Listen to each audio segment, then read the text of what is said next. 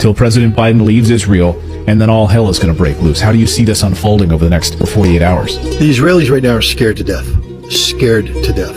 They mobilized 360,000 reservists. The Israeli army's not very good. They have some units that are very capable, some of their special forces units, some of their specialized units, but the mainstay, the infantry units, the armor units, they're not very good. They've become even less good by being pulled back from conventional combat duties to policing duties in the West Bank. So most of these reservists spent their time, walking the streets in the West Bank, learning how to break the arms of 10-year-old children, how to rough up 15-year-old girls. That's what they did. Brutal occupation. So now they're back. But this time, they're being called upon to do something that nobody in Israel wants to do.